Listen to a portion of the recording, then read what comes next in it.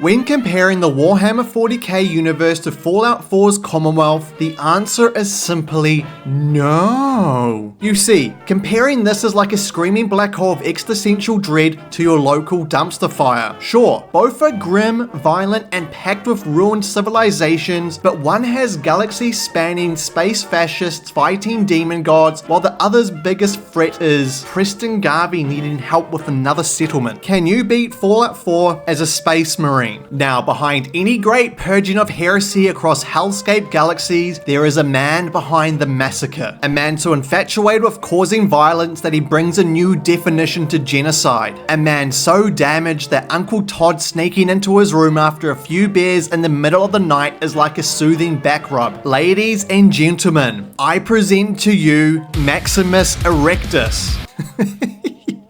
It just sounds like some horned up Harry Potter spell. Now, to be the most jacked up gen seed implanted superhuman of the Commonwealth, there are some specific, and I mean specific, stats that we need. Dropping 10 into strength, making his clenched fists more efficient than a 14-year-old boy being left alone at home for the day. 9 into endurance, allowing him to take more hits than Unknown 9's player base. And finally, 5 into luck, because, well, I'm gay. Finding the quickest way to ditch my family, I watch as avowed devs attempt to hide pronouns in their game, realize how thick Mrs. Abel and Mrs. Whitford truly are, and once again become a product of human testing. But at least all my problems were taken away from me by another beautiful bald man with a scar across his face. Maybe this is what happiness feels like, because to this day I have zero idea how the fuck I went from slaughtering tyrants to being a house slave. Making my way through the vault, I fist the sorry excuse of mutated by nuclear anomalies to pulp, destroy a computer from the early 90s even though it's 2144 to open a door, got told by a little green man that it's going to be okay, and forced myself into an epileptic fit at the idea of this child's play of a dystopia. You see, Fallout 4 doesn't quite stack up. It's cute in the way that a toddler in a radiation suit is cute. Meanwhile, Warhammer 40k just crushed the toddler under a Baneblade tank and declared it a victory for the Emperor. Having my corneas mounted to a pulp, I got my cheeks clapping as I made my way down to Sanctuary to find out that it wasn't the hellfire of death and destruction I was hoping for. I lubed up my fists from the local wildlife, pretended that I was able to read to truly find out that I am indeed special, and cheek clapped on down to Concord when I finally got the satisfaction of eating ass. Yes, you heard me correctly. The thing you need to understand is there is a certain chapter of Spacemarines which have a little something called the Red Thirst. This is classified as a gene seed defect which overcomes the affected with an overwhelming desire for blood, and of course,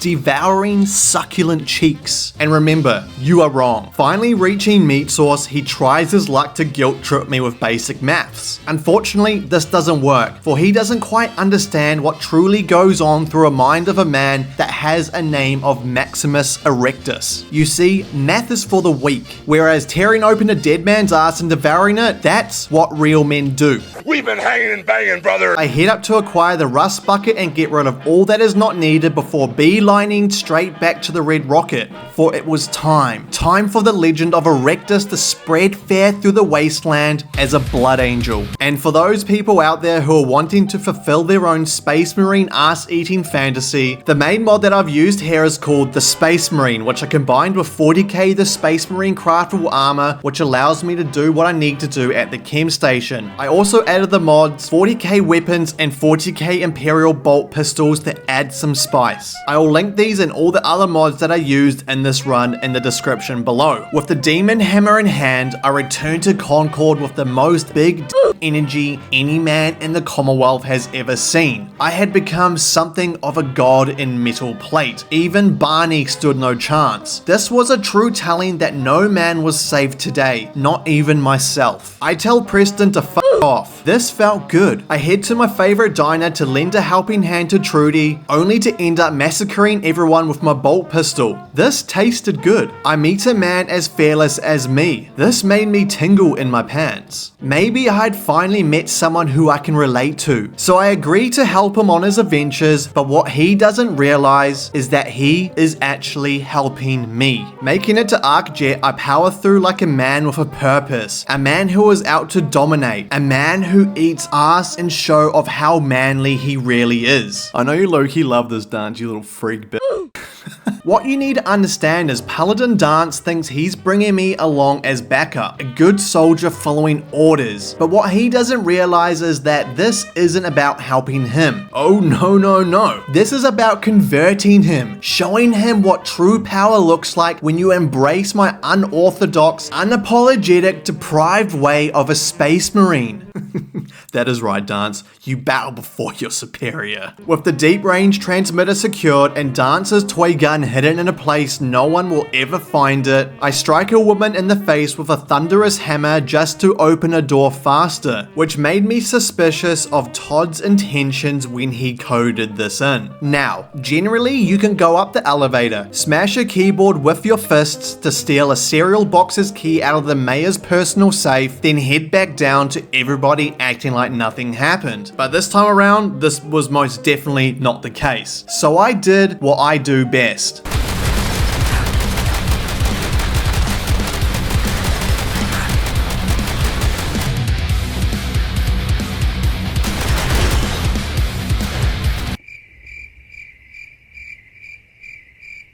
With understanding the game's mechanics, if they were burnt into my brain like a picture of Todd as a mythological statue, I decided to make tracks to obtaining the Fort Hagen fast travel point for ease of access when Diamond City forgets about a man wearing a bright red armored suit killing its entire population, which is only 24 hours of waiting, because Todd makes perfect games, for he himself is perfect. Returning to Diamond City, I go back to visit Ellie to find that even after one day, she has dead bodies still lying all over the floor. So I stack them on her filing cabinet and force her to give me more money to find her pleasure bot. This indeed is another victory for the Imperium of Man. Papa John's House of Fun was more like a pasta sauce factory of pure raging lust for blood as a second course of genocide was plated up. The power of one man exploding humans into fresh bowls of spaghetti bolognese. Mwah! Such sensations. I save Valentine from the grips of a flying spaghetti monster who was keeping him captive. He tries to give me instruction, so I force him to open up doors at gunpoint if he doesn't want me to clap his cheeks with my tongue. He does my bidding. Feeling my ideology was becoming too powerful, I slaughter the remainder of the Italians who I didn't even know existed 10 minutes ago. Theoretically, all these innocent deaths were all Ellie's fault. Maybe she knows. So I help myself to a slice of luxury ass. Nick gives a shoulder ride to someone who was killed 3 days ago.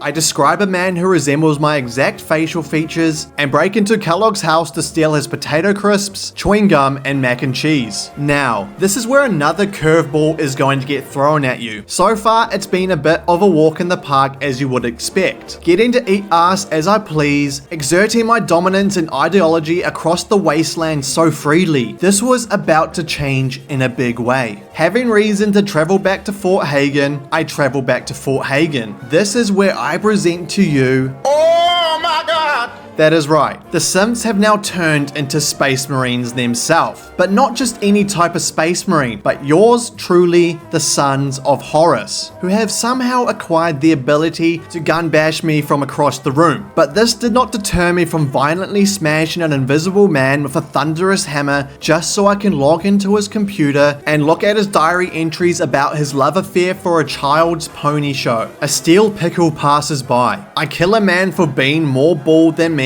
and watch Dr. Amari as she fingers Valentine. These are the simple pleasures of being a Space Marine in the Commonwealth. And remember, you are wrong. Finally making it to the hellscape my bald and war-torn face had been creaming for in my sleep, I extort information out of a terminally ill lady just so I can get the quest updated before I do what I do best once again.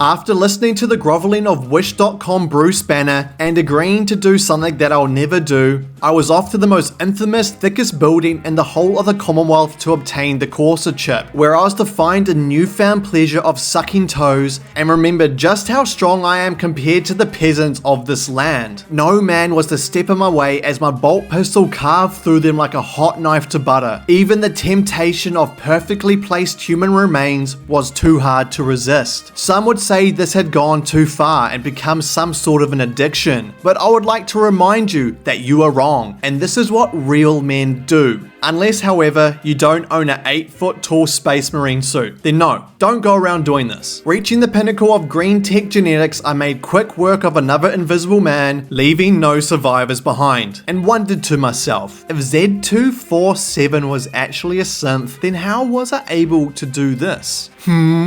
Time goes by, and by time I mean 15 minutes, as so much talking happens and it makes me angry. So angry in fact that I do absolutely nothing. Because what is a real man meant to do apart from devouring copious amounts of succulent chocolate starfish? I once again extort more information, this time from my favorite faction of them all. Because as you know, apart from decoding the chip while wearing a cone, they are rarely only good for one thing.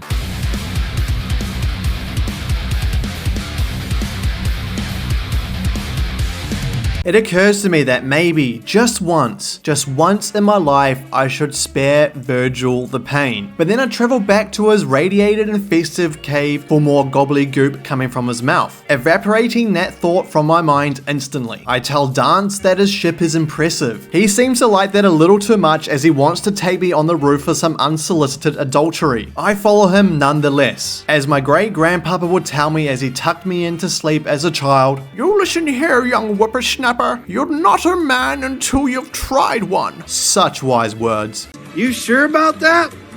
Arriving on the steel pickle, I was presented with the sight of pure testosterone, the sight of ungodly desire for cheek clapping. I mean, look at Adolf Maxon. This is his final form. Conversing at a perfect 90-degree adjacent to the hemisphere of the parallelogram, I tell Adolf that I am convinced that Dance is truly an imposter to the regime. But at least I have cured Ingrim from her paraplegic existence. But at least I have cured Ingram of her paraplegic existence, even though she doesn't quite understand this. I agree with Maxon's idea of racial violence on an island that is at least 5 kilometers away. I embrace the name of Fort Strong to spread Adolf's hatred of high volumes of racial discrimination because they smell. I am the fort now. She is the chair now. Maxon agreed that I should get sucked off by robots to weaponize them. Ingram shows me a crown drawing done by Virgil. It's simply Picasso. Returning back to the glowing sea, I uncover the hidden secrets of the Egyptians. I explode a man under the assumption he was going to hurt me, purely for the fact his name ends with an I and not a Y. I pull a password from his head and drag a dead body up some stairs so I can elaborate further how much of a man Maximus Erectus is. So manly in fact that I take on falling elevators with my body and morph through the mesh like the guy from Terminator 2. This indeed Maximus my Erectus. And yes, I did put down the signal pulsar for those who are concerned about my well-being. Making it back to a lady who still hasn't figured out that she's able to walk, I jumpstart the anti-communist bot to get the race war going. Liberty was reprimed, just like my faith in Maxon, which turns out he had failed me. Is there anything you wish to tell me, Knight? Apparently Dance was a synth this whole time. This caught me by surprise. This was the biggest plot twist my oxygen-deprived brain had ever encountered in a video game. I drink a cup of water to stay hydrated. Dance gets blasted so hard that I give birth. Life is good. Now, if I was to say that the Mass Effect Tower was like an audition to the casting couch, that would be the perfect explanation. You see, having a threesome with the Sons of Horus, that is a delight. The kind of delight that has you questioning the Geneva Conventions, penetrated from all angles, flailing with the precision of a stormtrooper on a bender. Masculinity, dignity, dead, gone. Wiped out faster than the railroad believing they had a chance of survival. But Santa, surely it would get better, right? They didn't just take my life, they took my dominance, my manhood, and my entire concept of morality, snatched away like a kid lured into a van by the promise of free candy. A tragic tale. Yet, like a guy realizing it's time to stop cry-wanking himself to sleep at night, I found it. A newfound power, surging through me like the first time I grabbed my dick and thought, I'm invincible. Ladies and gentlemen, it's hammer time.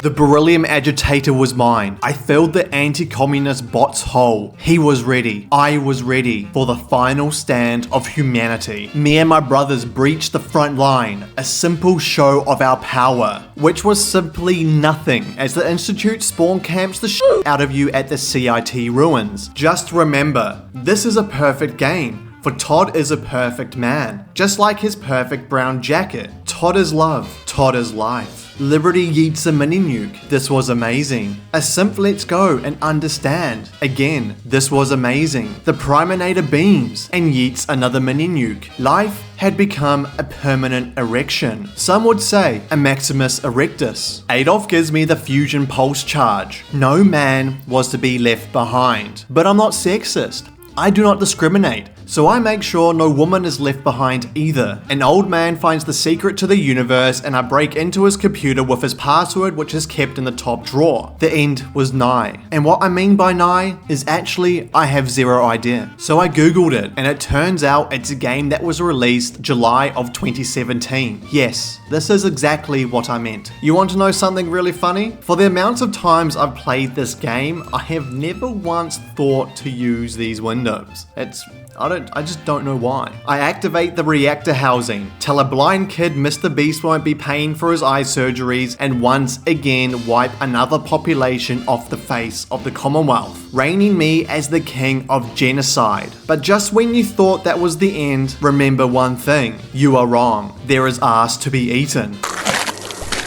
I would like to thank you all for watching, and for those who have made it this far and stuck around, I appreciate you all for your support, especially from this man right here. Give yourself a little pat on the back. I have been itching to get back into creating content ever since I've moved country. It's good to be back on the grind, that is for sure. By the way, top comments from my last video goes to these two gentlemen right here. You guys genuinely made me laugh. Anyway, I hope you all have a great day, and I'll be seeing you in the next one as the man, the myth, the legend himself,